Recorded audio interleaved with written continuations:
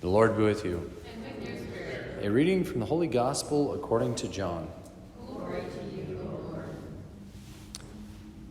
Now there was a feast of the Jews, and Jesus went up to Jerusalem. Now there is in Jerusalem at the sheep gate a pool called in Hebrew Bethsaida, with 5 porticles. In these lay a large number of ill, blind, lame, and crippled. One man was there who had been lying ill for 38 years. When Jesus saw him lying there and knew that he had been ill for a long time, he said to him, "Do you want to be well?" The sick man answered him, "Sir, I have no one to put me into the pool when the water is stirred up. While I am on my way, someone else gets down there before me." Jesus said to him, "Rise, take up your mat, and walk." Immediately the man became well, took up his mat, and walked. Now that day was a Sabbath. So the Jews said to the man who was cured, "It is the Sabbath, and it is not lawful to carry your mat." He answered them, "The man who made me well told me, 'Take up your mat and walk.'" They asked him, "Who is the man who told you, take it up and walk?" The man who was healed did not know who it was, for Jesus had slipped away, since there was a crowd there.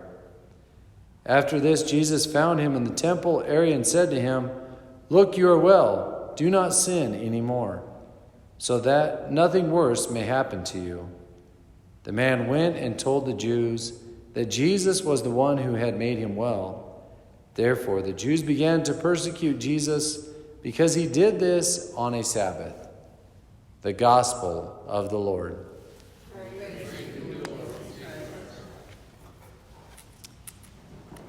Today in the Philippines, they are celebrating their 500th anniversary of becoming Christian. It's a big day, obviously, but every year that March 16th comes around, they celebrate this day, and I find it remarkable. Today, to this day, the Philippines is pound for pound one of the most Catholic countries in the world. It's remained that way. And I just kind of marvel at that fact that they make such a big celebration out of the whole nation, that Christianity came to them 500 years ago. They celebrate, I think it was like Magellan that came over, brought some Augustinian monks, and started preaching the gospel, catechizing, and baptizing. So they hold it in high regard, and I'm in awe of that there's still a country that does that. I don't know that our country is excited about Christopher Columbus Day or some of the Jesuit missionaries that came here.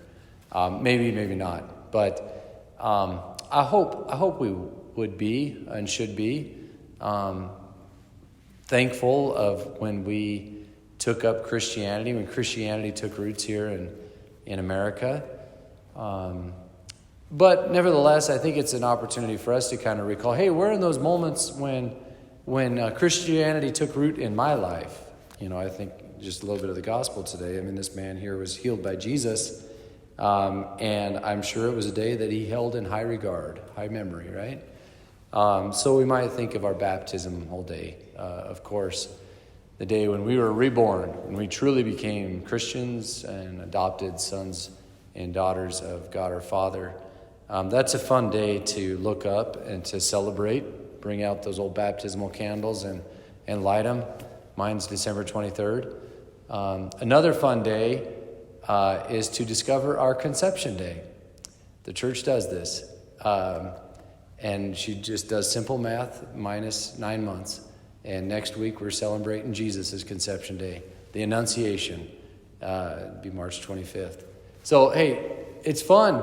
It's fun to discover these days and to hold them in high regard when, these mile marker days of when God blessed us in particular ways. So we do that all the time. I mean, even here at Mass, it's always a memorial, remembering when Jesus gave up his life for us and rose again from the dead as well. So, hey, just a little plug out there to maybe look up some days.